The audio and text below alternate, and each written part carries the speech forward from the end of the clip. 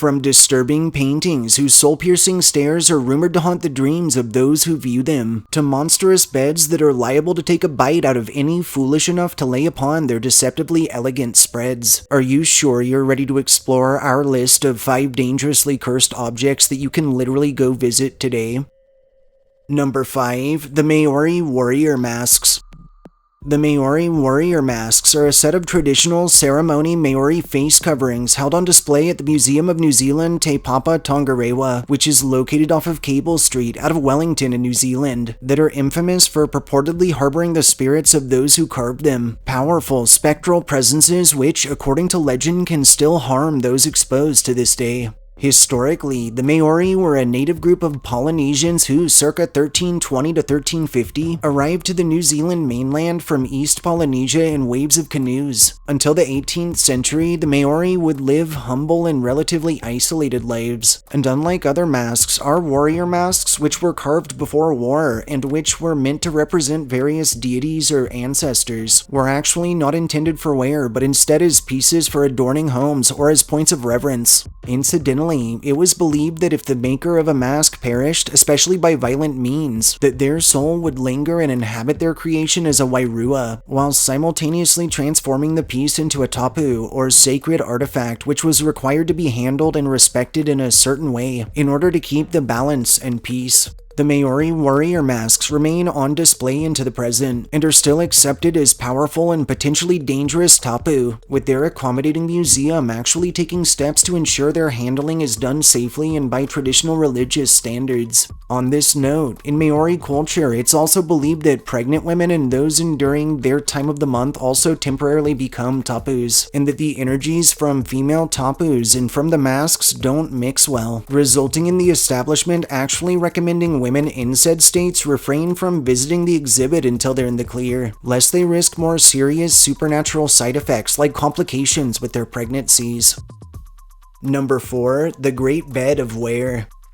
The Great Bed of Ware is a ridiculously large 3-meter plus oaken four-poster held within the Victoria and Albert Museum, which is located off of Cromwell Road out of London, England, that stands as pretty much the only bed of its size, which could easily harbor 8 or more people. Historically speaking, in 1590, the Great Bed of Ware was created under Hertfordshire carpenter Jonas Fosbrook, and while not a lot of information surrounding its origins was actually documented, it's widely accepted that the formidable sleeping arrangement was likely designed for royalty, after which it was tossed aside. Following this murky period of usage, the bed would be acquired and utilized by various inns across Ware, England, including by the White Hart, the George, the Crown, the Bull, and the Sarson's Head, and later, in 1870, it would be sold to the Rye House Tavern out of Hodsdon to be used as an attraction of sorts. In 1931, the Great Bed of Ware would find its way into the care of the Victoria and Albert Museum, where it stayed ever since, except for a brief period spanning from April of 2012 to April of 2013, during which time it was displayed on loan at the Ware Museum instead. In the present, this massive mattress can still be viewed in the furniture section of the Victoria and Albert, amongst a slew of additional artifacts, each that bear their own historical significance. Chillingly, while the Great Bed of Ware might look like the perfect place to catch some Z's with your 20 dogs or 67 cats, according to legend, it's probably the last place you'd want to rest your head. As it's been told for centuries now, following its negative reception, the bed's creator, Fosbrook, would be left enraged by the disrespect shown to his life's work. In preceding his passing, his restless spirit would return to stick with the bed, in order to exact revenge on any who dared lay upon it, especially the common folk. Prior to the museum acquiring the Bed of Ware, those who neared the piece often described feeling uncomfortable or even threatened, and several recounted hearing strange grumbles and growls from within, while those who later slept on it reported waking with bruises, scratches, or even the imprints of bite marks courtesy of what appeared to be inhuman teeth. To date, those who have touched the Great Bed have told of a lingering sense of dread, and many are plagued by unbelievably terrible luck for days, weeks, or even months following. Number 3. The Dead Mother. If an object could make this list solely for having the creepiest friggin' name ever, let's be honest, it would probably be a historic old painting called What Else But the Dead Mother, a work that was created under Norwegian artist Edvard Munch, that today is on display within the Munch Museum, which is placed off of Edvard Munch Plass out of Oslo in Norway, and it's surrounded by an age-old legend telling this abomination was Munch's manifestation of a childhood nightmare, and that it's capable of plaguing those who behold it with sorrow, despair, and bleak dreams. In history, perhaps no other individuals involved in the vast world of arts better portrayed the stereotypical tortured artist as did Edvard Munch, a Norwegian painter who was born in 1863 and whom endured a life full of trials and tribulations, some of which that included grief, family troubles, substance abuse, and both physical and mental health issues. Notably, at just 5 years of age, Edvard would be forced to face the death of his mother, an event that forever scarred him, and that he would later portray a handful of times, including in his work, The Dead Mother, which he created right at the turn of the 20th century.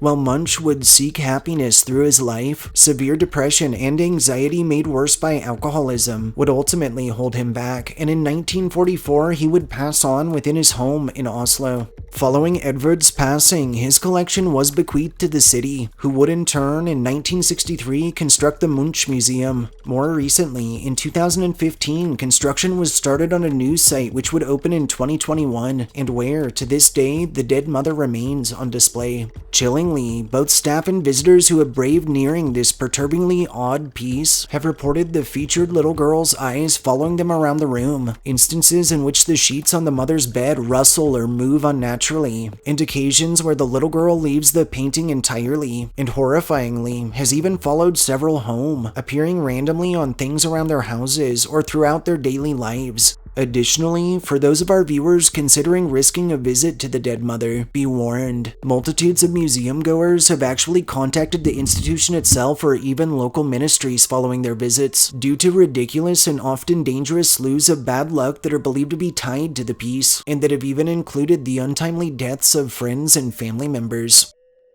Number 2. The Swansea Devil. The Swansea Devil, or Old Nick, is a wood-carved demon harbored within the Swansea Museum, which is located off of Victoria Road out of Swansea in Wales, that boasts a high level of infamy courtesy of its role in the dark prophecy spun around Swansea's St. Mary's Church. Historically, since way back in 1328, a church has stood on the site of St. Mary's when it was first erected by Bishop of St. David's, one Henry de Gower. Years later, in 1739, and through the early morning hours, the roof of this earlier parish would collapse in on itself, literally while its congregation was waiting outside to enter, after which a new church would be quickly rebuilt atop its remnants. In 1822, the site would welcome the lighting of 36 gas lamps for the first time. From 1879 to 1882, the expanse would be fully renovated and modernized under Vicar Dr. Morgan. And in 1896, the second church structure would be leveled, after which a new church designed under architect Arthur Blomfield and under order of Dean Allen Smith would be constructed. Incidentally, it was during this 1890s construction that the legend of the Swansea Devil was born. For the design of this new parish, a competition was held amongst the city's finest architectural talents, which of course included the likes of Blomfield. While as we all know today, Blomfield, who would steal the show, would eventually win out and would go on to design the prestigious new construct, it's told that another unnamed local architect who was beaten was left, for lack of a better term, rather salty. This local man took his proposal's rejection very harshly, and in a childlike fit would purchase the property across the street from the church, on which he would erect brewing offices, which toted a carving of Satan himself that faced directly at his competitor's creation. Additionally, like a bad trope stolen straight from a teen horror flick, this local man would subsequently prophesize, likely in this voice, and we quote, "When your church is destroyed and burnt to the ground, my devil will remain laughing." Chillingly, in 1941, this prophecy would come true, when the church was all but destroyed through a bombing during World War II's Blitz, after which it wouldn't be fully reconstructed until the 1950s, and through all of the destruction, the Swansea Devil would indeed remain ever laughing. In 1962, the old wooden idol would be chucked into storage. In 1980, it would be returned for a time to lands across from the church, which now hold the Quadrant Shopping Center. And more recently, in 2019, the piece would be donated to the Swansea Museum, where it remains on display into the present. Oh, and in a bit of historical irony, the museum actually has old Nick placed facing the plot of his former rival, some say as he patiently awaits the church's next big bonfire. Number 1. Uluru. Uluru, or Ayers Rock, which is located off of Uluru Road on the edge of the Aboriginal community of Mortijulu in the southern part of the Northern Territory, around 208 miles to the southwest of Alice Springs in Australia, is the world's largest single rock monolith, which acts as a point of significance to the native populace, and incidentally, it's also surrounded by legends of a curse of the Sari stones, which is believed to befall any who disturb the natural habitat. Historically, Uluru has been sacred to the Aboriginal and Nongu tribes of the region, stretching back, as some evidence suggests, up to 10,000 years prior, and various circles would form a number of legends based around it. In 1872, the massive natural formation was first sighted by explorer Ernest Giles, and was later visited the following year for the first time by a European, being surveyor William Goss, who would officially document the expanse as Ayers Rock in honor of former South Australian Premier Sir Henry Ayers. Through the 19th century, farmers would attempt to set up colonies through the region. However, as their contact with local Anangu tribes became more common, interactions would become increasingly hostile. And in 1920, a portion of future Uluru Kata Juta National Park grounds was declared as reserve, recognized as either Southwestern or Peterman under the Australian government. In 1936, some of the first tourists through the area would visit Uluru. In 1948, the first vehicle-accessible route to the rock was cut out, simultaneously resulting in a huge boom in tourism. And in 1950, the national park was formally established, and has continued to act as a popular adventure tourism destination into the present. Notably, currently, the landscape is actually owned under the Anangu, who lease it out to the Australian government. In the present, Uluru, or Ayers Rock, stands as Australia's most natural icon, and has grown into both a conduit and widely recognized symbol for the acknowledgement of the continent's long-standing, fascinating, and highly significant native cultures. Bizarrely paralleling the legend of Pele's curse from native tribes all the way over the ocean in Hawaii, but assumedly completely unrelated, Uluru's curse dictates that any who intentionally take even so much as a grain of sand from the site will most assuredly suffer an unending run of bad fortune that will never ever get better, and could even include the passage of pets, friends, family members, or even the death of the curse directly, lest they quickly return whatever they took from the prominent formation. While this may sound nothing more than a silly superstition, nearly daily, and often even multiple times a day, park rangers continue to receive parcels sent from all around the world, from as far away as Germany, the UK, and the US, all that contain jars of stolen sand, rocks, sticks, bones, and the like, and often that are accompanied by sincere apology letters, courtesy of traumatized thieves who have discovered the hard way that Uluru's curse is no joke. Incidentally, it's for this very reason that said rocks that have been returned are often referred to by locals and park officials as Sari rocks or Sari stones.